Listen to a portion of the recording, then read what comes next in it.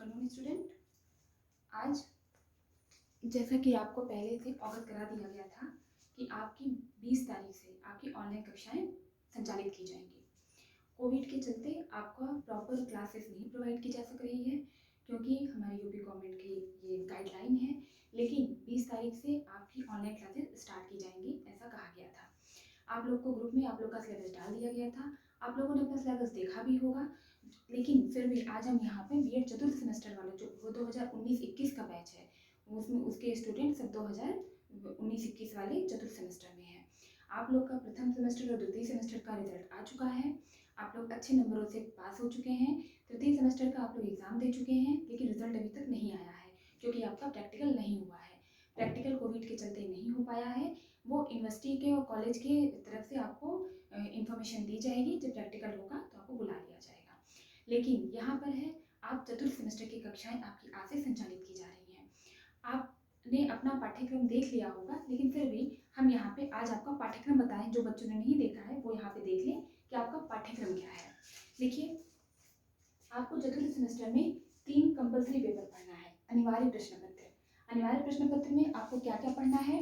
पहला है आपका कंटेम्प्रेरी इंडिया एंड एजुकेशन। कहने का आशय है आपको इसका पूरा सिलेबस हमारे पास भी है और आपको हम ऑलरेडी ग्रुप में डाल भी चुके हैं। ठीक है, क्या है ये? समसामयिक भारतीय भारत और शिक्षा। मतलब समसामयिक भारत में आपके प्री इंडिपेंडेंट के पहले से अब तक में शिक्षा में क्या बदलाव आया है। ठीक है, ये सब भारत में समसामयिक भारत में शिक्षा का आशय कैसा होना चाहिए, स्वरूप कैसा होना चाहिए, ये सब आप पढ़ेंगे इस पेपर में। जो दूसरा पेपर है gender issues and human rights education. Gender issues, जो ये लैंगिक मुद्दे हैं, लैंगिक मुद्दे और मानवाधिकार, शिक्षा में लैंगिक मुद्दे और मानवाधिकार। लैंगिक मुद्दे, यहाँ पे लिंगानुपात की बात की जा रही है, मेल और फीमेल की कंडीशन की बात की जा रही है। आज स्त्रियां हर एक क्षेत्र में आगे हैं, लेकिन फिर भी उनको कई जगह हर जगह बराबरी नहीं कर सक रही हैं।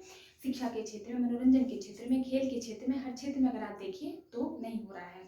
और ये जो 2020 की आपका जो ग्लोबल रिपोर्ट है, इसमें इसका इंडिया की रैंकिंग है 2020 में 112वीं, जिसमें 153 देश भाग लिए थे, लेकिन इसकी रैंकिंग 112 है और पिछले 2 साल से 108 रही है। ठीक है, तो इस पेपर में आपको मानव का अधिकार क्या है, आपका अधिकार क्या है, सभी को समान अधिकार प्राप्त है। जीने का, उठने का, बैठने का, पढ़ने का, लिखने का, सबके पास समान अधिकार है, बिना लिंग के, बिना धर्म के, बिना जाति के। इन सबको दरकिनार करके आपके पास जो एक अधिकार सबके पास, वो आप सभी के पास वो अधिकार समान है। और जेंडर इश्यूज, इस जेंडर गैप को कैसे कम कर सकते हैं या वास्तविकता में क्या आवश्यकता है, वो चीज़ पेपर में आपको पढ़ाया जाएगा। जब इस पेपर को विस्तार से पढ़ाया जाएगा तो यहाँ पढ़िएगा। तीसरा है गाइडेंस एंड काउंसलिंग। गाइडेंस मतलब होता है मार्गदर्शन और काउंसलिंग मतलब होता है परामर्श। देखिए, ये जो निर्देशन और मार्गदर्शन मतलब होता है निर्देशन और परामर्श, इसका मेन अंतर क्या है?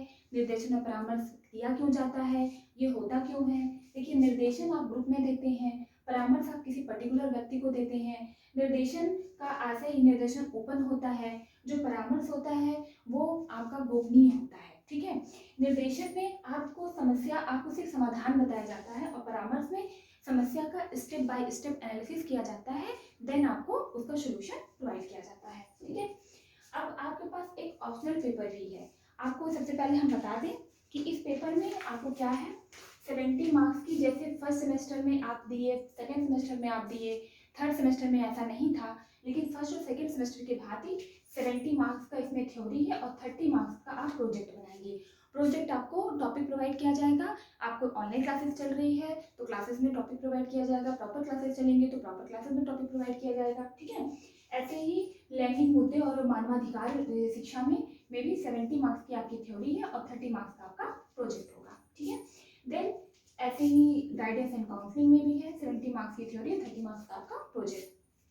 फिर देखिए, आपका जो ऑप्शनल पेपर है, ऑप्शनल पेपर है आपका evolution in innovation in education. ठीक है, इनोवेशन का मतलब क्या होता है? नवाचार। किसमें नवाचार? शिक्षा में नवाचार। यहाँ पे सबसे पहले हम नवाचार के बारे में जानेंगे। नवाचार क्या होता है?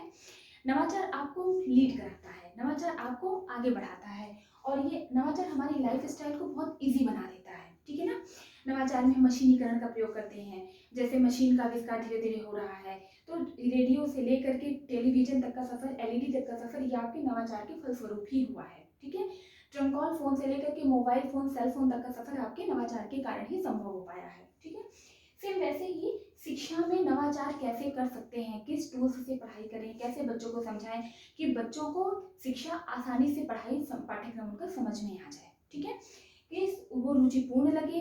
शिक्षा का मशीनीकरण कर देना एक टाइप से है, इसमें टेक्नोलॉजी ऐड कर देना है, तो आपको वो सब आप इनोवेशन एजुकेशन में पढ़ेंगे। ठीक है ना, कैसे हम शिक्षा को सार्वभौमिकरण कैसे करते हैं, कैसे हम सबको पढ़ाने के लिए क्या क्या प्रयास करते हैं, ये सब आप इस पेपर में पढ़ेंगे। तो इस तरीके से ये जो 4 पेपर है आपका, ये होगा 4 पेपर, 70 मार्क्स की थ्योरी होगी और 30 मार्क्स का प्रोजेक्ट होगा। पेपर का नाम हम फिर से बता रहे हैं, कंटेम्प्रेरी इंडिया एंड एजुकेशन, समसामयिक भारत और शिक्षा, या समसामयिक भारत में शिक्षा, या समकालीन भारत में शिक्षा। दूसरा, gender issues and human rights education, यह लैंगिक मुद्दे और मानवाधिकार, शिक्षा में मानवाधिकार, और गाइडेंस एंड काउंसलिंग, निर्देशन और परामर्श। तीसरा है इनोवेशन इन एजुकेशन, शिक्षा में नवाचार।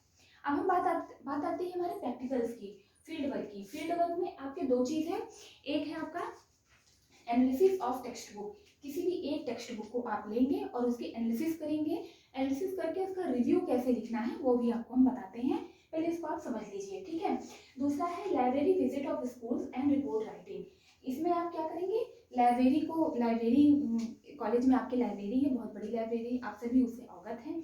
आप लाइब्रेरी में घूमेंगे और उसके स्कूल की लाइब्रेरी जाएंगे और उस लाइब्रेरी के आधार पे आप अपने रिपोर्ट लिखेंगे। ठीक है, ये आपके फील्ड वर्क में है। फिर प्रोफेशनल डेवलपमेंट में आपका क्या है, एजुकेशनल टूर, आपका शैक्षिक भ्रमण जाएगा, ये भी आउट ऑफ स्टेट जाना है। ठीक है, कोविड रहा तो नहीं जाएगा, कोई कोविड रहा, कोविड गाइडलाइन चलते कोई और आपका प्रोफेशनल डेवलपमेंट करवाया जाएगा। ठीक है, classes in music, drama, craft, physical education, disaster management, इसमें से प्रत्येक स्टूडेंट को कोई एक टॉपिक चूज करना है, जिसको आपका जो मन कहे चूज कर लीजिए। ये डिजास्टर मैनेजमेंट पे आप लोग फाइल बना लीजिएगा। ये है आपका पूरा रूपरेखा कि आपको चतुर्थ सेमेस्टर में क्या पढ़ना है, क्या करना है, क्या नहीं करना है। आपका 4th सेमेस्टर भी कितने का होगा, 500 मार्क्स का होगा 4th सेमेस्टर भी। ये है क्या है, जिसमें 30 और 70 के आधार पे 280 मार्क्स की थ्योरी होगी, 120 मार्क्स का आपका प्रोजेक्ट होगा और 100 मार्क्स का आपका प्रैक्टिकल होगा। यही आपके टोटल, आप कितने मार्क्स हो गए, ये आपके टोटल हो गए 500 मार्क्स। ठीक है, अब हम आपको बताएंगे कि आप इसमें जो आप एनालिसिस ऑफ टेक्स्ट बुक में इसमें कैसे आप हेडिंग लिखते हैं, कैसे लिखते हैं, ये आपको हम बताएंगे, इसको ध्यान दीजिएगा, ये बहुत इंपॉर्टेंट एस्पेक्ट है। क्यों, क्योंकि किसी भी बुक का रिव्यू लिखने के लिए सबसे पहले हम बुक चूज करते हैं, बुक को पढ़ते हैं, और आपको ये भी बताना पड़ता है कोई बुक आप क्यों चूज किए हैं, क्यों वो बुक आप, उस बुक में आपको क्या अच्छा लगा है, किस राइटर की बुक है, ये सारी चीज़ें आपको उसमें बताना है। देखिए, सबसे पहले आप लोग यहाँ पे नोट कर लीजिए कि आप लोग को करना क्या क्या है। ठीक है, आपने जैसे किसी भी एजुकेशनिस्ट की बुक ली, ठीक है, आपके पास बहुत से पेस्टोलॉजी हैं, आप लर्निंग में अगर जाते हैं, थॉर्नडाइक हैं, पॉलॉ हैं, ये सब, इन सब ने किताबें लिखी हैं, MK गांधी हैं, बहुत सारी चीज़ें हैं, बहुत सारे एजुकेशनिस्ट हैं। आप उनमें से चाहे वेस्टर्न या इंडियन जो आपके सिलेबस में हो, आप उनको चूज़ करिएगा। ठीक है, उस बुक को लीजिएगा। अगर आपके पास बुक अवेलेबल नहीं है तो आप ऑनलाइन उसको पढ़िएगा।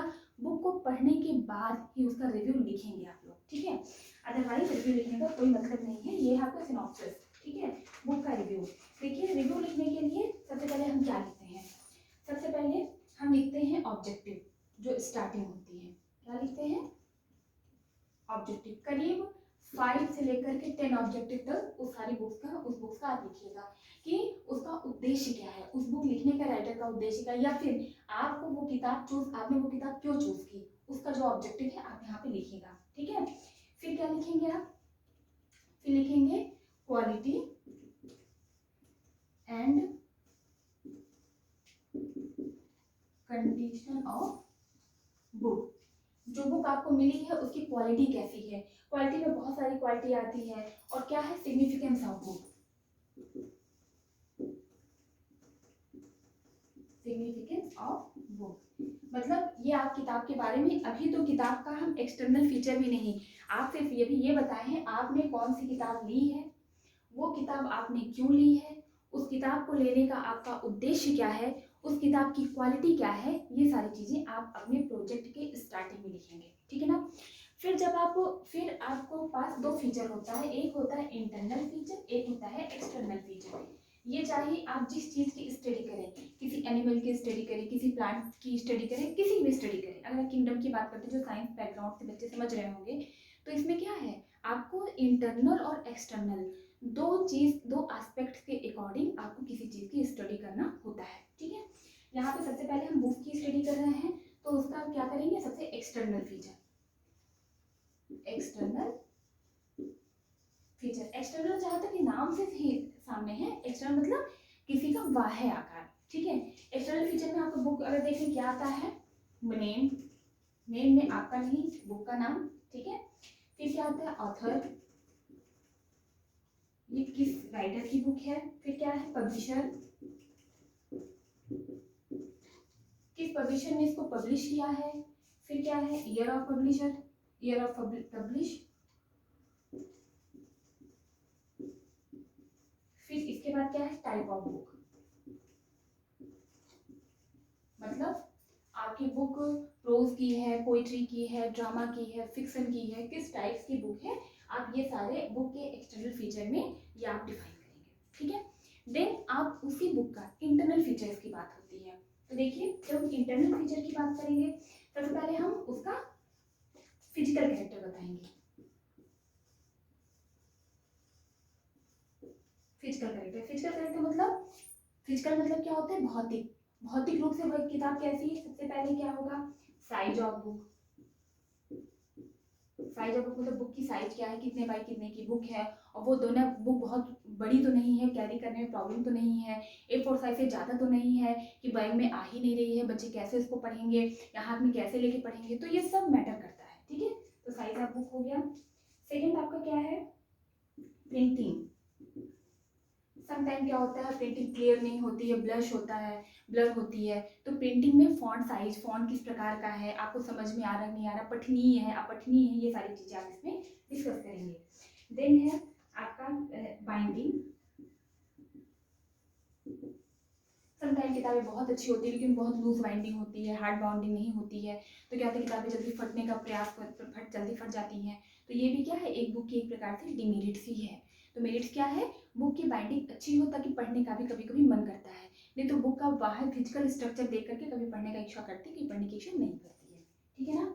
अगला क्या है, क्वालिटी ऑफ पेपर। देखिए किताब के पेपर की क्वालिटी कैसी है वो भी मैटर करता है। अगर पेपर अच्छा है तो आपको पढ़ने की इच्छा करेगी, पेपर अच्छा नहीं है पढ़ने की इच्छा नहीं करेगी, ऐसा ही बाइकों के साथ भी होता है, ठीक है। आप किसी स्टोरी की बुक भी ले सकते हैं, लेकिन बुक किसी एजुकेशनिस्ट की होनी चाहिए क्योंकि आप एजुकेशन से कर रहे हैं, ठीक है ना। अगला क्या है आपका, टाइटल ऑफ पेज, ठीक है। पेज पे टाइटल आप देखें ना, हेड और फुट नोट्स जुड़े हुए होते हैं, तो क्या है, हम बुक को लेने के लिए उसका एक्सटर्नल फीचर देखेंगे। एक्सटर्नल फीचर में नेम है, ऑथर नेम है, पब्लिशर है, ईयर ऑफ पब्लिश है, टाइप ऑफ बुक है, ठीक है। देन उसका फिजिकल कैरेक्टर देखेंगे, साइज ऑफ बुक, प्रिंटिंग में फॉन्ट साइज लिख देंगे, building of book, binding of book, quality of paper and title of book, ठीक है। टाइटल ऑफ पेज मीन्स कि प्रत्येक पेज पे टाइटल है, अगर बुक की कोई भी पेज खुल जाए तो उसमें उससे रिलेटेड लेसन और रिलेटेड बुक का नाम है कि नहीं है, जो कि आप देखते होंगे अच्छी बुक्स में हेडर फुटर में ऐसा होता है कि वो बुक जिस पब्लिश की है, जिस पब्लिकेशन की है, हमारी पब्लिकेशन की नहीं हुई है, तो जिस राइटर की है उसका नाम, या फिर जो करंट चैप्टर चल रहा है उस चैप्टर का नाम उस बुक पे मेंशन होता है, उस पेज पे मेंशन होता है, ठीक है। तो वो बुक ज़्यादा अच्छी, ज़्यादा क्वालिटी वाली मानी जाती है, ठीक है। क्योंकि यही, अगर ये तभी आप कर पाएंगे जब आप बुक की पूरी एनालिसिस करेंगे, बुक को पूरा पढ़ेंगे। इसका पहला दूसरा पेज देख करके अगर आप बुक की एनालिसिस कर देंगे तो ये पॉसिबल नहीं है। इसके लिए आपको थोड़ा सा एक शोधकर्ता की तरह, आपको एक अन्वेषक की तरह बुक को पढ़ना पड़ेगा, बुक को रीड करना पड़ेगा, देन उसका रिव्यू लिखना पड़ेगा, ठीक है। जो कि बहुत इंपॉर्टेंट एस्पेक्ट्स है आपके प्रैक्टिकल्स का, ठीक है। अगला क्या है आपका, अब हम आते हैं इंटरनल फीचर पे। इंटरनल फीचर, आप आप इंटरनल फीचर के नाम से जानते हैं, उसकी आंतरिक संरचना, आंतरिक फीचर्स क्या है, आंतरिक कैरेक्टरिस्टिक क्या है। तो सबसे पहले क्या है आपका, सबसे पहले आपका है प्रीफेस। प्रीफेस का मतलब समझते हैं ना कि प्रस्तावना, ठीक है, इसकी हिंदी हम बता दे रहे हैं। प्रीफेस का मतलब होता है प्रस्तावना, कि बुक में सबसे पहला पेज प्रस्तावना का होता है। प्रस्तावना में किताब के बारे में लिखा रहता है, अर्थर ने ये बुक क्यों लिखी है, किस चीज़ से इंस्पायर होके लिखी है, उनके उस बुक का लिखने का ऑब्जेक्टिव क्या है, ये सब कुछ उस प्रस्तावना में, उस आपके प्रीफेस में लिखा होता है। ये मेंशन करना बिल्कुल मत भूलिएगा अपनी हेड्स में, अपनी जो हेडिंग्स है, ठीक है ना। देन आपका है इंडेक्स। प्रस्तावना के बाद आपके पास बुक्स आती है, उसमें इंडेक्स लिखा होता है। आपको ये जरूर चेक करना है, समटाइम क्या होता है इंडेक्स वो क्लियर नहीं दिया होता है।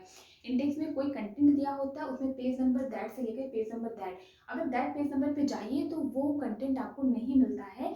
ये भी बुक्स की एक डिमेरिट्स है, ये आप तभी जान पाएंगे जब आप बुक्स को कंप्लीटली रीड करेंगे, ठीक है ना।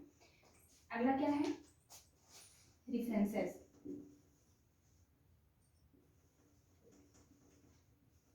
इसको क्या कहते हैं, बिब्लियोग्राफी।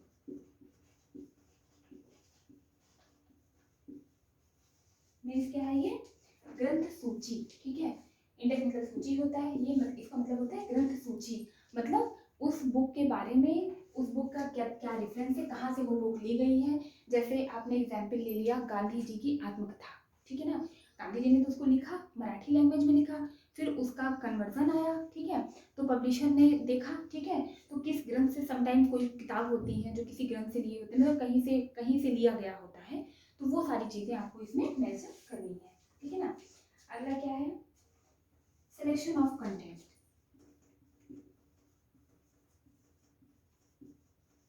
ठीक है ना, कंटेंट को सिलेक्ट क्यों किया गया, ठीक है ना। अब क्या है, कवरेज ऑफ कोर्स।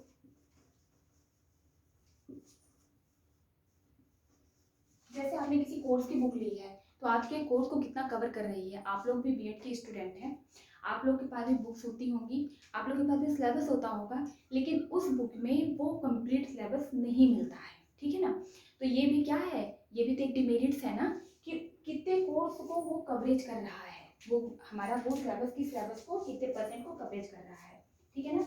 अगला क्या है, एडिकेसी।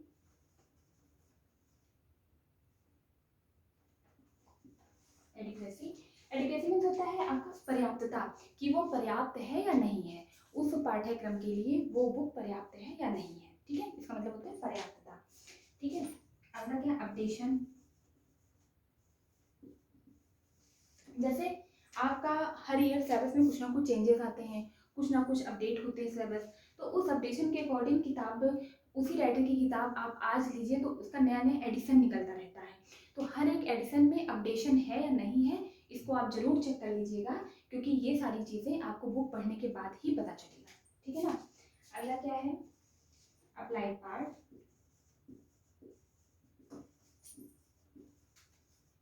ठीक है, यानी कि अनुप्रयुक्त भाग। इसमें कौन सा ऐसा भाग है जो अनुप्रयुक्त है, जो उसके लिए उससे आपका कनेक्टेड है, कौन सा है जो कनेक्टेड नहीं है, ठीक है। ये जरूर देखिए, कुछ चीज़ें एक्स्ट्रा दे दी जाती हैं, वो कहाँ पे है, ये चीज़ आप जरूर करिएगा, ठीक है। इंटीग्रेशन मतलब एकीकरण, ठीक है। फिर क्या है आपका, unit distribution.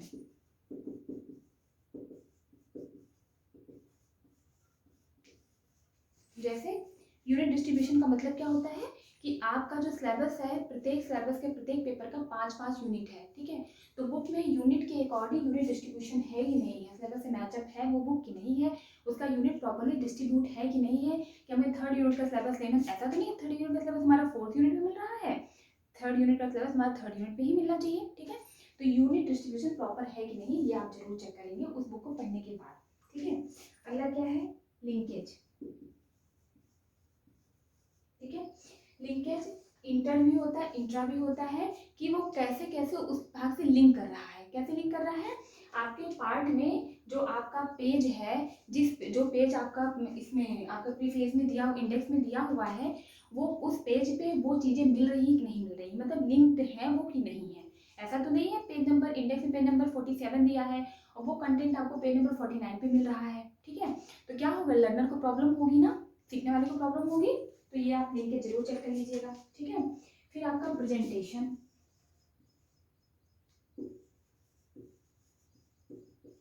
Presentation of book मतलब है टेबल है, ग्राफ है, फिगर है, लैंग्वेज है, उसको प्रेजेंट करने का जो तौर तरीका है, जो फिगर है दर्शाया गया है वो प्रॉपर है या नहीं है। सम टाइम क्या होता है, कोई चीज़ें आपको फिगर समझाने की जरूरत होती है, वो फिगर आपके पास नहीं है तो आप वो वर्ड बाय वर्ड समझ नहीं पाएंगे, ठीक है। तो वो चीज़ आपको बुक में जरूर चेक करना है, जो बुक आप चूज करते हैं अपने अपने अकॉर्डिंग, ठीक है। अगला क्या है, सेंटेंस कंस्ट्रक्शन।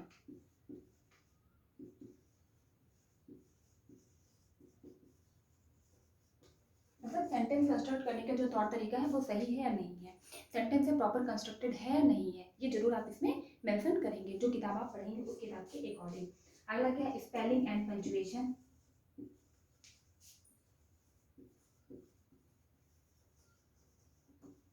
यानी कि आपका जो विराम चिन्ह है, पूर्ण विराम है, जो उसका शब्द है, जो स्पेलिंग है, अगर इंग्लिश की बुक है तो स्पेलिंग है, हिंदी की बुक है तो वर्तनी होगी, ठीक है ना। इंग्लिश की बुक है तो पंचुएशन होगी, हिंदी की बुक है अगर हिंदी में बुक है तो आपका उसका विराम चिन्ह है, पूर्ण विराम है, अर्ध विराम, ये सारी चीज़ें अपने प्रॉपर प्लेस पे है या नहीं है, या फिर समझ में आ रहा है नहीं आ रहा है, ठीक है।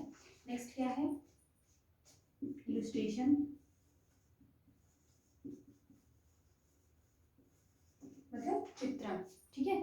इसके बाद वैरायटी ऑफ एग्जाम्पल,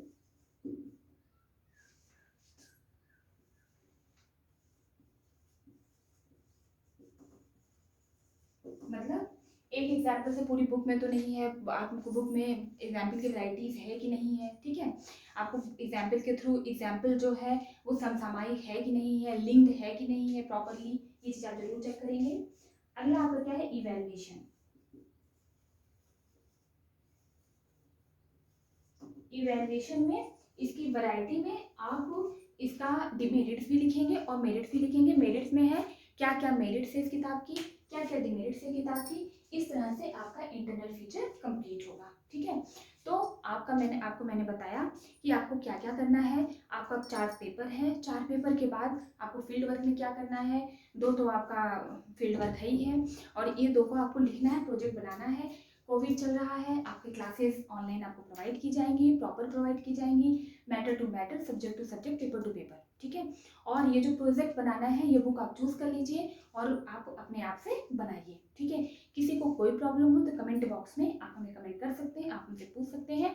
बुक आप अपने इंटरेस्ट के अकॉर्डिंग चूज करिए, कोशिश करिएगा कि एक बच्चा एक ही बुक चूज करे, ऐसा नहीं है क्लास का 4 बच्चे एक ही बुक चूज कर लें। तो क्या होता है, जब वैरायटी नहीं होती है तो आपको ना बनाने में अच्छा लगेगा ना हमें पढ़ने में अच्छा लगेगा, ठीक है।